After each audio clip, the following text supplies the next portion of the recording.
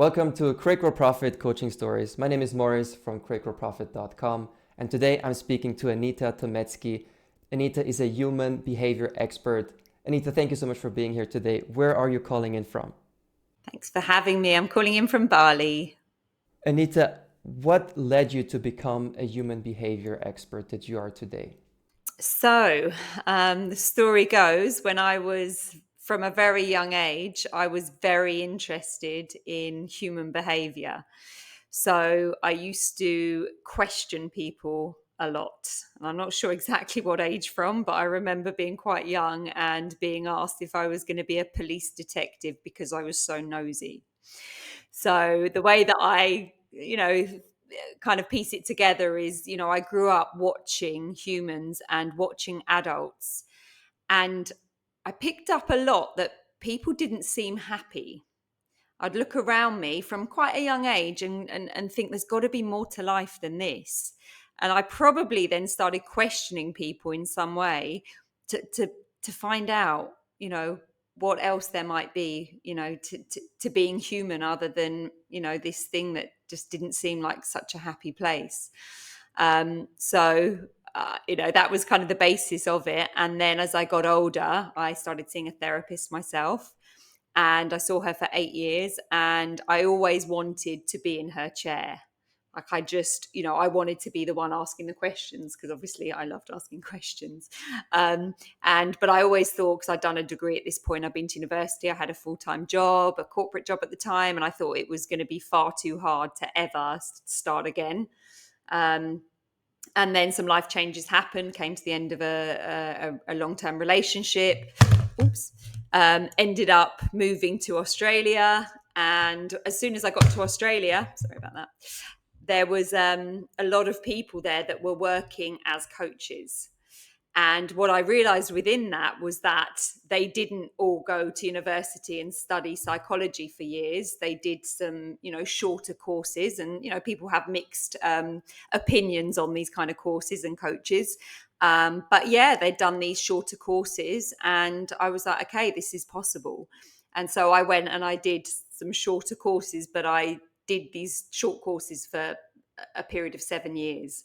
So I studied more than I'd ever studied for my degree or ever studied at school. School didn't really interest me too much apart from questioning people. And so, yeah, I studied, this thing called human behavior through various courses for, the span of 7 years, but started coaching very quickly at the start of those 7 years and started practicing and just getting in front of people as quickly. And the way that I see it is people say, oh, how long have you been doing this? And it isn't 7 years, because I've been practicing asking questions, which is what my job is, since I was very young. So I'm very experienced at this, much more than some of the people that came on to the courses and went, how are you picking this up so quickly? I'm like, because I've been doing it a lot longer than you. Practicing the coaching since a young age. Before you even knew it was coaching, I guess. Exactly, because coaching is asking questions. That's the essence of coaching. It's not having the answers, and that's why I always say within my, what I do, I call myself a human behavior expert, and the expertise for me isn't in knowing, guessing things about people. The expertise is in being able to ask the questions and allow the person to find their own answers. Because that's what I thought I was an expert in before, is I thought I knew people, but I was guessing. Whereas now, the real expertise for me is in, asking the expert questions so that they can find out about themselves. I don't have their answers. I just have some questions that can help lead them to their answers. When you had all those questions at a young age, and then you've studied human behavior for so many years, were some of your questions answered in those studies? So I would say, because that's a great question, I would say that the questions that I would ask people growing up were all about their lives. The questions that I had internally that I didn't necessarily ask people as I was growing up was, there's got to be more to this life in theory. How do I become the best version of myself? How do I become a happy human being? And so, for sure, through studying this stuff, I definitely have learned how to become a better version of a human being, a more healthy version of a human being. And so now, for sure, when I was younger, it was like happy, because this is the word happy. How do I become happy? And then as I grew older and was doing this work, it wasn't about being happy.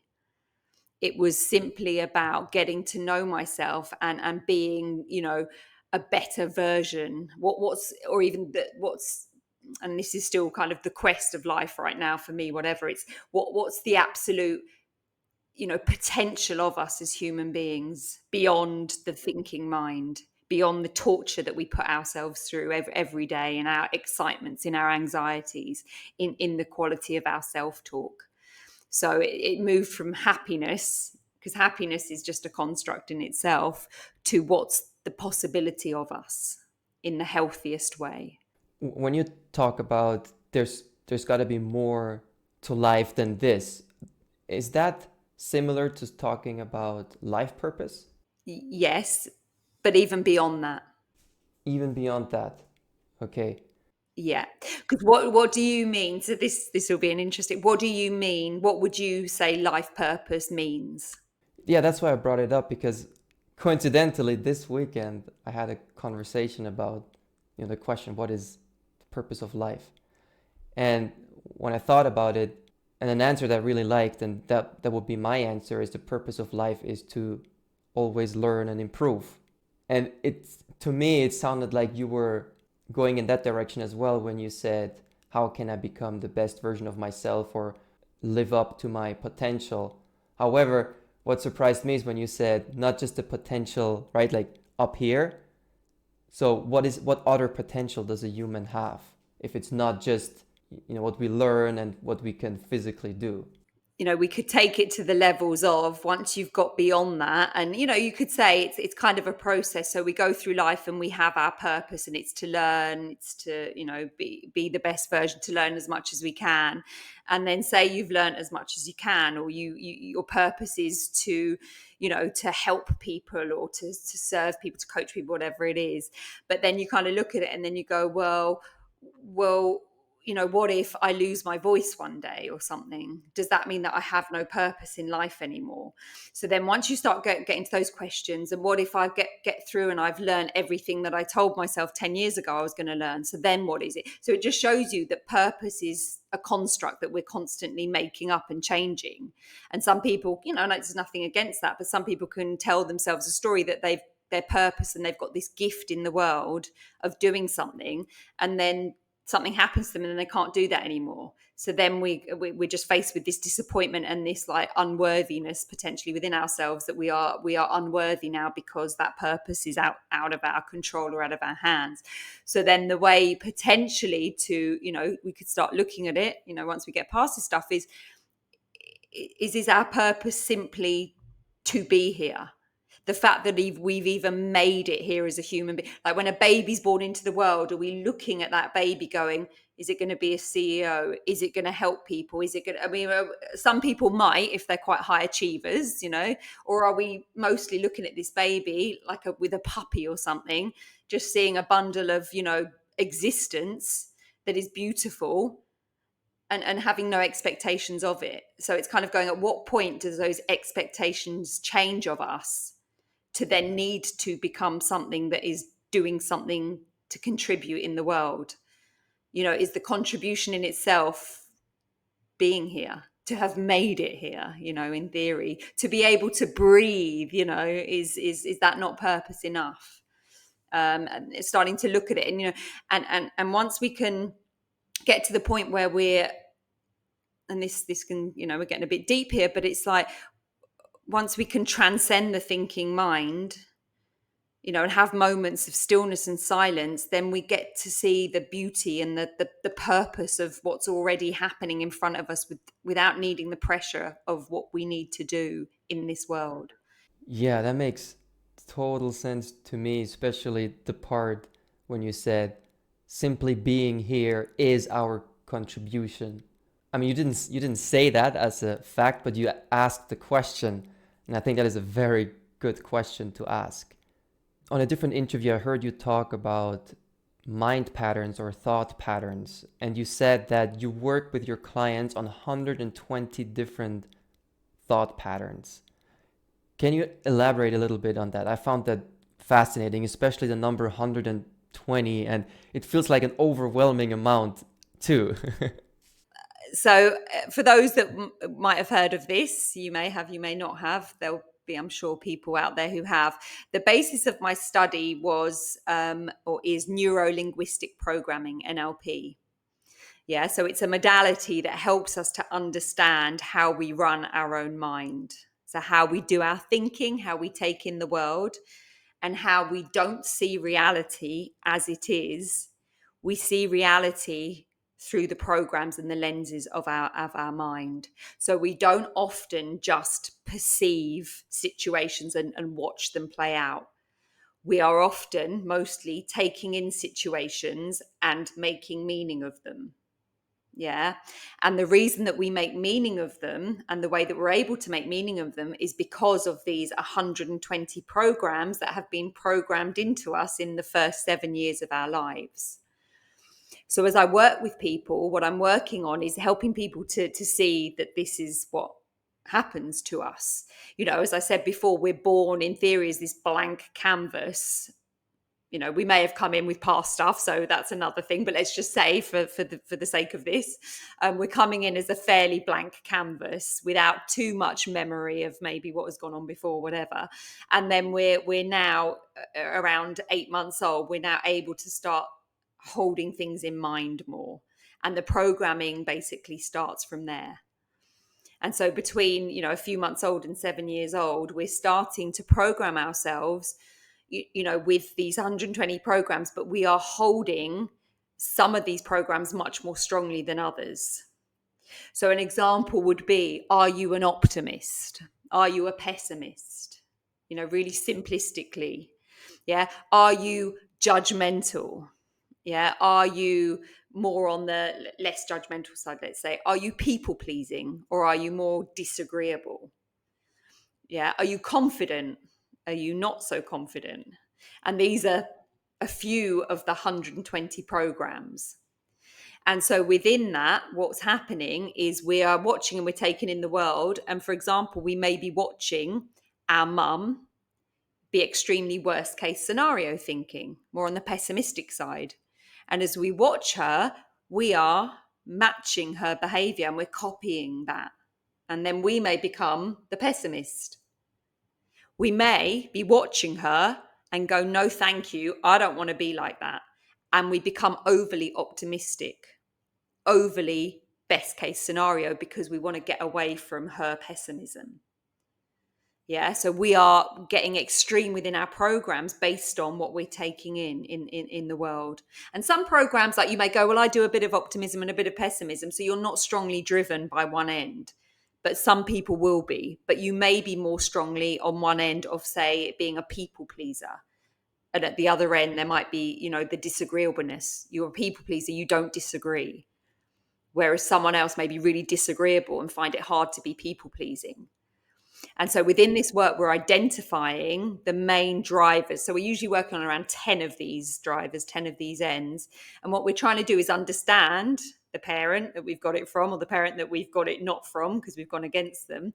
And we're looking at, is it fully serving us or might we want to be a bit more in balance? So if I'm a real people pleaser, would it help me to start to practice disagreeability a little bit more? Or if I'm highly disagreeable and it's affecting my relationships because I can't agree with someone, do I want to maybe lean in a bit more to the people pleasing side so that I have choice rather than being driven by my parents or my, you know, whoever it was that I was watching as I grew up? And so it is possible to change these programs. Absolutely. How long does it usually take to reprogram some of these programs? I mean, it depends on the individual. It depends how much you enjoy it, even though it's kind of not serving you fully. But there's something, you know, how much are we, is there a bit of an addiction to it? So everyone's different. I mean, I work with people on a minimum of a 3-month program. And so within that time, you're going to have change. You know, it may not be in all your programs, but you're going to have some change in some of them. You know, some people stay for the 3 months. Most of my clients are with me at least a year. I've had some for 4 years, others stay a year, some do the 3 months, but 3 months is a minimum to start getting some real awareness and flexibility. And it also depends on how much you practice it. Every time a client leaves a session, so say someone is a people pleaser, there's a homework every session. 1 week, the homework's going to be try and practice saying no to someone. And they're like, oh God, no, I don't know if I can do that. And it's like, and then they go away and they usually come back going, yeah, that was difficult, but I feel really free after that. And so as long as they keep practicing that, they're going to get flexible a lot quicker than if they come back and go, I didn't even bother practicing it. So it's, there's amazing tools here, but I'm not responsible for anyone's change. And that sounds, but I don't take credit for it. And I also don't take, anything when it doesn't, because I know that the tools I've got, they work, but they only work for if the client wants to, wants that change. So it is true. It's like, as coaches, we can go, oh my God, I take all the credit and I'm changing people.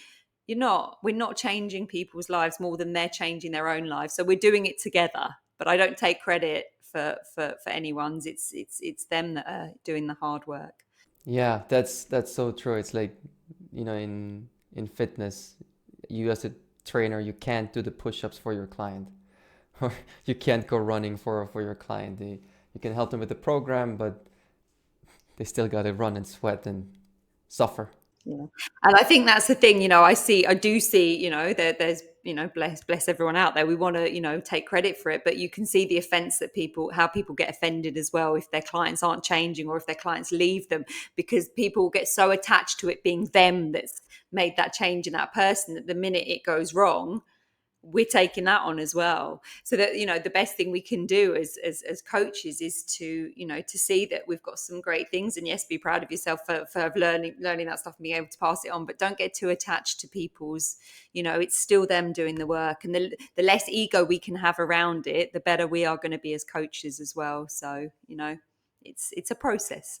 It's so good that you bring that up, because it also applies to the stage before you get the client, in the marketing and on the sales call, when new coaches, they have discovery calls and nobody wants to buy their package, or they can't connect on the level where it leads to a sale. And there's a lot of frustration involved in that, especially when what they do know can change people's lives. But it's exactly what you said. It's only going to change the lives of those that want their lives changed. Yeah. That brings up the question of people being coachable. I really like this topic because I think different people and coaches have different opinions on this subject. So I learned that most people are not coachable. And I learned that from reading and speaking to other people. But I also recognize that I learned this information from, let's say, high performance coaching from that field. Whether it's in the army or in sports or career, there's a lot of anecdotal, like, evidence stories, whatever you want to call it, that the most coachable people achieve the most. And very few people are coachable. Hence, conclusion, most people are not coachable. So where do you stand on this based on your experience as a coach? I love this one because I've heard coaches say that they have certain clients that aren't coachable. And when that happens, that's usually a personality clash. And I've taken on clients, especially because I've heard that people said they're not coachable, and I've found them coachable. And often it's because what's happening is there's this shadow aspect in those two individuals, even though a coach is meant to be the professional. But if you've got someone difficult in front of you and you are jarring each other, the coach is going to turn around and go, they're not coachable. And this is what I love about this work, is to go put anyone in front of me, as long as they are willing to sit and talk to me. No one is beyond being coached, if they really want to be. If someone's sitting there point blank and saying, I don't want to be coached, or whatever that is. But I have never to date ever said that, any of my clients is uncoachable. Even when I've had ones where it's been fucking difficult, we've had some really difficult times, and I have gone, I don't know how much more I can take of this. they're going to end up leaving me before I leave them. But we've always got through it. And they're the ones that have been my greatest, moments, because it's kind of a proud thing as well to go, they've never been coached by anyone else. They've never either allowed anyone to coach them, or they've been told they're not coachable, or they've walked away.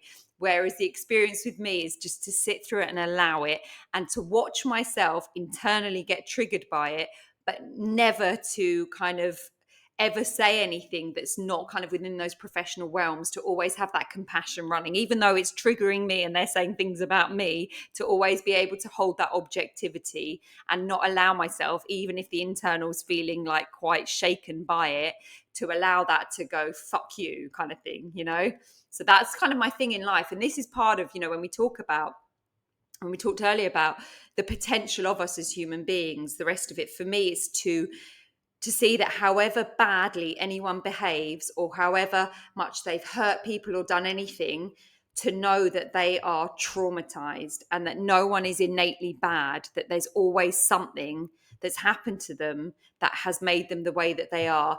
And that if someone, just one person, can listen and understand them, however bad they've been, that is the potential for that person to change, because they're fucking misunderstood. People that have done the worst things in the world, that people are never going to have, no one's ever going to be able to have compassion for. If I can be that person to sit with them and be able to understand what they've done and why they've done it, to me is that's the ending of world wars. That is just, and that for me is why I do what I do, because I want to hear everyone's story. And I think that was part of it for me growing up. It's understanding what makes people do what they do.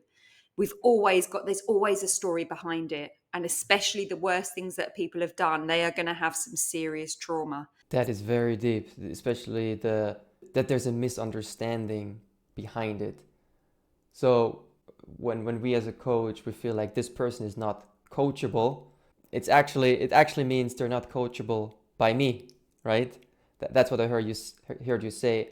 And the other thing I heard you say was they might choose to not be coached in this moment, or they might choose to not be coached by you, but it doesn't mean they're not coachable. Exactly, for sure. And I say that to people, go and find someone that is. If it's not me, then please go and find someone that is, or find whatever it is. Whereas some people can get offended, they go, I can't believe that they've not come in. And, but that's ego, and that's obviously rejection and all the rest of it.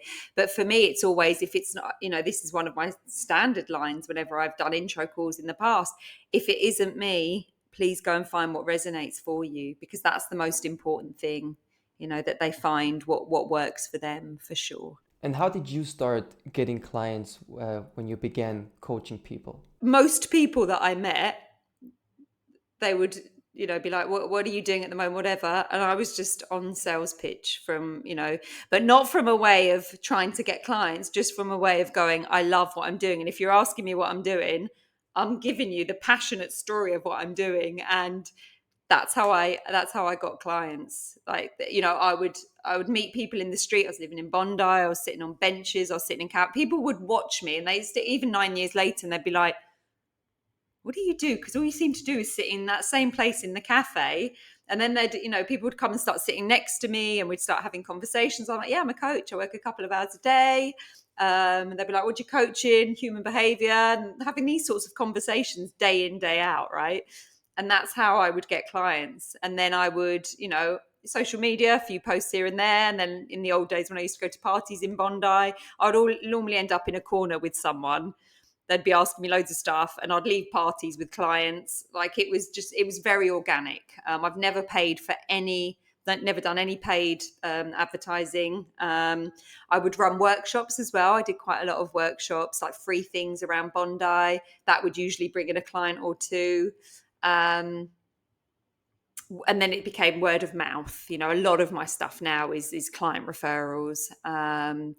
And yeah, that's really it. Yeah. And people would just like, I'd be on one of my courses or something on a call, and someone would hear me speaking, and then they would contact me. So I think for me, I mean, I do it a lot less now. And I guess there was something within me that to speak about it passionately. I still love it now, but back in the day I was so, this work was amazing. I just wanted to share it with everyone. So back then I'd be talking about it a lot more. And so I would, people would be listening and they'd be coming in that way. And I guess as I've gone on, I don't need to be talking about it all the time anymore, for one, because I've got enough clients. And yeah, they come in differently now. But yeah, it's just, social media has been great. But I always find that with me, my social media, people don't usually come to me really organically through my social media. They've usually met me. And then what would happen is I'd meet someone and they'd tell me their story, and then they might be considering coaching, and I would make posts based on something they told me. So it'd be quite sort of subtle. And I would usually get someone come in from a post, like I'd get like maybe a couple of likes on it. So I don't get a lot of likes or a lot of followers, but it would just take that one person to see it for them to just, become a client. And, that's kind of the most important thing. So yeah, that's it. It's I think a bit of a different way, but it seems to, it seems to be the way it's worked for me. I think that's really great. I don't do it exactly like that, but very similar in the sense that whenever I create content, I create it for a person that asked me the question, or a conversation that I had with someone around that topic. And in my mind, I create, usually the video, I create that for that person. You love that. It just helps me to, I feel better on camera when I can speak to one person, and I can already before I produce it, I know this is for you, right? I'm creating this for you, as opposed to a faceless audience that's out there. Definitely got you on that. Yeah, same. And I think that's the thing. It's like, for me, it's a lot less about getting the following in theory, because I know that a lot of the stuff that I do it's what's known as its later stage. So the stuff that I talk about can be quite disrupting and confronting for some people. And a lot of people will sit down with me and they'll be like, that thing you posted the other day, and they'll get really quite mad about it. And I know a lot of the stuff that I do compared to, some of my other beautiful friends that are coaches that have got thousands of followers and all the rest of it. But I always think like I've chosen to kind of keep it at a level of, I don't ever want to be popular, because for me, the minute I'm popular, it means that I'm not ahead of the game. Whereas the disruption in the work that I do is because it's ahead of what is happening in the mainstream. So there's a lot of quite a few of my clients that are coaches or friends that are coaches, and their popularity is big because they're at a place where I was a year or two ago, and they can get a bit triggered by some of the stuff that I say. And I look at them and I just have a laugh, and I'm like, let's see what you're writing in a year's time or in a few months' time. And you can see, because there's a process that we go through, and people think that, obviously people don't, unless you've studied this, it's like IQ. You move up the scales, or if you're at school, you're moving up levels. And within human behavior, within emotional intelligence, there's a process that we go through. There's 9 stages of development mapped in one modality that I use, and I watch myself as I go through those stages, and I watch the people, and I watch them getting annoyed and getting triggered by stuff. And then I go, they'll be at the next stage of development in a few months' time. And then I see them talking about the stuff that they should be talking about at this point, because it's just, so once you learn this stuff, you're just seeing we're just in this healthier type of programming, let's say, but it's still a type of programming that we're going through to reach enlightenment, right? Yeah, no, absolutely. So for people listening to this, where can they find you, connect with you? So Instagram, Facebook. So my name, I'm sure, will be here, Anita Tomecki. So yeah, hit me up, find me there. Feel free to send me a message, send me a DM. Always love to, answer people's questions, hear what they like, especially what they don't like. That's my favorite topic. Please disagree with me, argue with me. I love it. Send it all in. Always, I never get too flooded. So whenever people contact me, it's always, great to have that conversation. I don't ignore anyone as long as I see those messages. So please feel free. I'll put the links below this episode. Go to Instagram and Facebook. Check out Anita Tomecki, and anything you don't like, comment on it and tell her. Thank you so much for being here today, Anita. Thank you so much. It's been amazing to finally get to do this with you. Thank you so much.